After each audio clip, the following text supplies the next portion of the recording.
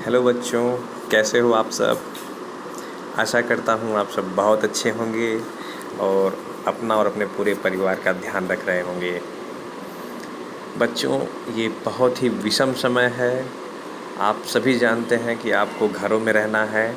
Social distancing अर्थात सामाजिक दूरी और शारीरिक दूरी का पालन करते हुए आपको जो अपने स्वास्थ्य का ध्यान रखना है। इसी बीच आपको यह भी ध्यान रखना है कि आपको आपका जो पाठ्यक्रम है, आप जिस भी कक्षा में पढ़ रहे हो, आपको उसको कवर भी करना है। तो हमारे यूपी बोर्ड ने, हमारी सरकार ने आप लोगों के लिए 30% पाठ्यक्रम कम कर दिया है। तो आइए चर्चा करते हैं अपने पाठ्यक्रम के बारे में। बच्चों, देखिए कि आपकी पाठ्यपुस्तक से हिंदी की उसमें 2 भाग हैं, खंड क और खंड ख। आप देख रहे होंगे स्क्रीन पर। देखिए, खंड क में हिंदी गद्य, काव्य, इन सभी के पाठ्यक्रमों को हम देखते हैं और खंड ख में हम व्याकरण से संबंधित प्रश्नों को और संस्कृत गद्य से पद्य से संबंधित प्रश्नों को हम देखते हैं। लेकिन अगर हम देखें कौन कौन से पाठों को हमारे पाठ्यक्रम से हटाया गया है, तो आप देख लीजिए, आपके स्क्रीन पर दिख रहा होगा। हिंदी गद्य में पाठ 2 कन्हैयालाल मिश्र प्रभाकर का रावट नरसिंह होम में, और पाठ 5 निंदा रस अर्थात हरिशंकर पारसाई का ये पाठ आपके जो है पाठ से हटा दिया गया है। काव्य में अगर देखें तो काव्य में मैथिली शरण गुप्त का गीत, जयशंकर प्रसाद का गीत, सुमित्रा नंदन पंत का परिवर्तन और रामधारी सिंह दिनकर का पुरुरवा उर्वशी को पाठ्यक्रम से हटा दिया गया है। कथा साहित्य में अगर देखें तो शिवानी की कहानी लाटी, जो कि बहुत ही अच्छी कहानी है, अगर आप पढ़ना चाहें तो आप इसको पढ़ सकते हैं, लेकिन ये आपके पाठ्यक्रम में अब नहीं है। और संस्कृत में निर्धारित पाठ्यवस्तु जातक कथा को आपके पाठ्यक्रम से हटा दिया गया है। अर्थात अब आपको सिर्फ अपने पाठ्यक्रम का 70% हिस्सा ही आपको पढ़ना है। तो आइए अब देख लेते हैं कि कैसे हमको और क्या क्या पढ़ना है और किस तरह से पढ़ना है, इस बारे में एक छोटी सी चर्चा हो जाए, ताकि आपको पता चले कि हमारे पाठ्यक्रम में क्या क्या चीज़ें दी गई हैं। तो सबसे पहला, आप सभी जानते हैं कि गद्य साहित्य खंड क में उसके अंक 50 हैं। पेपर आपका एक ही होगा, लेकिन 2 खंडों में विभाजित होगा। खंड क और खंड ख दोनों 50-50 अंक के होंगे। तो खंड क में पहला हिंदी गद्य साहित्य का इतिहास, इससे जुड़े हुए 5 प्रश्न आपके पूछे जाएंगे, और वो भी वस्तुनिष्ठ प्रश्न होंगे, ऑब्जेक्टिव प्रश्न होंगे, एक एक अंक के, उसके 5 अंक आपको मिलेंगे। दूसरा, हिंदी काव्य साहित्य का विकास, इसके भी 5 अंक निर्धारित किए गए हैं, इससे भी 5 प्रश्न पूछे जाएंगे। और तीसरा, आप देख सकते हैं कि गद्यांश दिया रहेगा और उससे आधारित 5 प्रश्न आपसे पूछे जाएंगे, और प्रत्येक प्रश्न के अंक 2-2 अंक निर्धारित किए गए हैं। कुल मिलाकर इसके लिए 10 अंक आपको दिए जाएंगे। ऐसे ही पद्यांशों के लिए भी आपको 10 अंक निर्धारित किया गया है।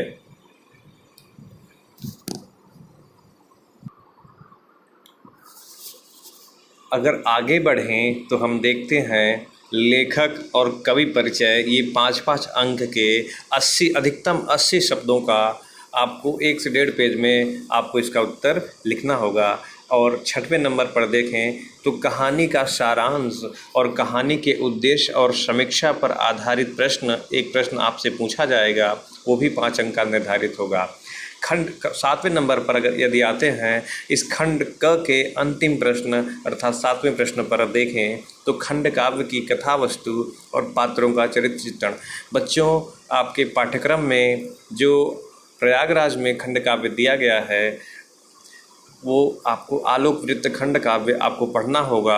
नीचे हम देखेंगे, उसको देख लेंगे एक बार, लेकिन फिलहाल आप अभी जाने रहिए कि ये सिर्फ या तो चरित्र चित्रण या तो कथा वस्तु, 2 में से एक चीज़ ही आपसे पूछी जाएगी, वो भी 5 अंक इसके लिए निर्धारित है। खंड ख में अगर हम देखें तो 8वां प्रश्न, तो उसमें संस्कृत गद्य का संदर्भ सहित अनुवाद करना है आपको। संदर्भ के लिए 2 अंक और अनुवाद के लिए 5 अंक। बच्चों यहाँ पर ध्यान दीजिएगा, आपको अनुवाद करना है, आपको व्याख्या नहीं करनी है। ऐसे ही 8वें का ख देखिए, पद्य का संदर्भ सहित हिंदी में अनुवाद, वो भी 7 अंक का है। और 9वां प्रश्न अगर देखें तो व्याकरण वाले प्रश्न शुरू हो जाते हैं बच्चों। तो यहाँ पर लोकोक्तियाँ एवं मुहावरे अर्थ एवं वाक्य प्रयोग, अर्थात मुहावरे का अर्थ आपको बताना है और वाक्य प्रयोग भी करना है। इसके भी 2 अंक निर्धारित किए गए हैं। 10 के क में संधि पूछी जाएगी आपसे। संधि भी 3 संधि से आपके पाठ्यक्रम में दी गई है। दीर्घ, गुण और यण, 4 संधि, क्षमा करिएगा बच्चों, 4 संधि दी गई है। दीर्घ, गुण, यण, अयादि। किन्हीं 3 संधियों से संबंधित शब्दों का, इनमें से 3 ही संधियों के जो है शब्दों का संधि विच्छेद करना है। इसके लिए भी 3 अंक निर्धारित किया गया है। बच्चों 10 का ख देखिए, संस्कृत शब्दों में विभक्ति की पहचान करनी है आपको।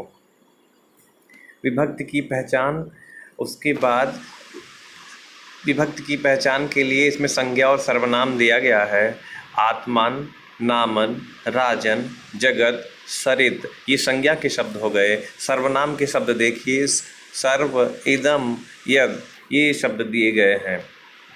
11 में देखिए, शब्दों में सूक्ष्म अंतर 2 अंक का, अनेकार्थी शब्द 2 अंक, अनेक शब्दों के लिए 1 शब्द 2 अंक, वाक्यों में त्रुटि मार्जन 2 अंक, रस में आपसे श्रृंगार, करुण, हास्य, वीर एवं शांत रस के लक्षण एवं उदाहरण आपसे पूछा जाएगा। इसके लिए भी 2 अंक दिया गया है। अलंकार में देखें तो शब्दालंकार में अनुप्रास, यमक, श्लेष के लक्षण एवं उदाहरण।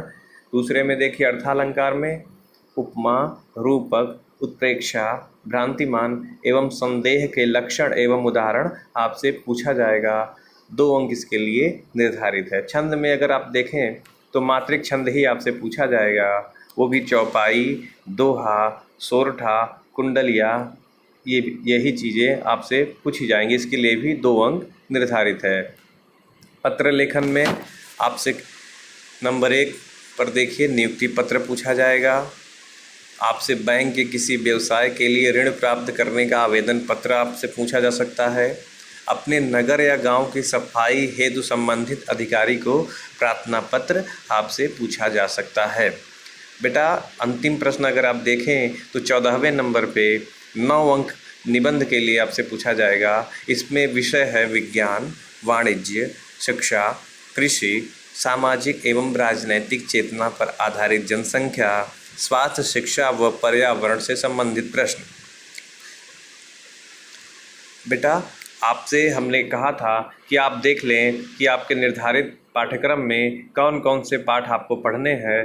तो गद्य हेतु निर्धारित पाठ्यवस्तु में अगर देखें तो नंबर 1 पर है वासुदेव शरण अग्रवाल का राष्ट्र का स्वरूप। नंबर 2 है डॉक्टर हजारी प्रसाद द्विवेदी का अशोक के फूल। नंबर 4 है प्रोफेसर जी सुंदर रेड्डी का भाषा और आधुनिकता। नंबर 6वें पर है डॉक्टर APJ अब्दुल कलाम का तेजस्वी मन के संपादित अंश। काव्य हेतु निर्धारित पाठ्यवस्तु में यदि देखें तो हरिऔध जी का पवन दूतिका, गुप्त जी का कैकेयी का अनुताप, जयशंकर प्रसाद का श्रद्धामनु, सुमित्रा नंदन पंत का नौका विहार बापू के प्रति, महादेवी वर्मा का गीत, रामधारी सिंह दिनकर का अभिनव मनुष्य, अज्ञेय जी का मैंने आहुति बनकर देखा और हिरोशिमा। कथा साहित्य में देखें तो जयनेंद्र कुमार की कहानी ध्रुव यात्रा, फणिसुनाथ रेणु की कहानी पंचलाइट और अमरकांत की कालजयी कहानी बहादुर। बच्चों खंड काव्य में देखें तो आप देखें 4थे नंबर पर आलोक वृत्त खंड काव्य, जिसके लेखक हैं श्री गुलाब खंडेवाल। और ये बच्चों ये देखिए आपके यहाँ पर देखिए स्क्रीन पर देख रहे होंगे, ये प्रयागराज दिया हुआ है, अर्थात ये प्रयागराज के बच्चों के लिए कक्षा 12 में जो पढ़ते होंगे उनके लिए यह ज़रूरी है, उनको ये पढ़ना है, ये आपके पाठ्यक्रम में है। और बेटा खंड ख में संस्कृत हेतु निर्धारित पाठ्यवस्तु, इसको भी थोड़ा सा देख लें आप। नंबर 1 पर है भोजस्योदार्यम, दूसरा है आत्मज्ञ एवं सर्वज्ञ, तीसरा है संस्कृत भाषायाः महत्वम, पांचवा है सुभाषित रत्नानि, छठवां है महामना मालवीय, सतवां है पंचशील सिद्धांता। परिशिष्ट परिशिष्ट में व्याकरण, शब्दरूप, धातुरूप, ये आपकी पाठ्यपुस्तक में, अनिवार्य संस्कृत वाली पाठ्यपुस्तक में दिया रहता है, इसको आपको देख लेना है। तो बच्चों, हमने एक समग्र रूप से अपने पाठ्यक्रम को देख लिया। आप जो है इसको धीरे धीरे आप इसको रोक कर वीडियो को अच्छे से अपने पाठ्यक्रम को अपने कॉपी में नोट कर लेंगे, ताकि आपको कभी भी असुविधा ना हो। आपको एक मोटा जानकारी रहे कि हमको कितना पढ़ना है, कितना छोड़ना है। इससे आपको परीक्षा के समय सुविधा होगी। धन्यवाद।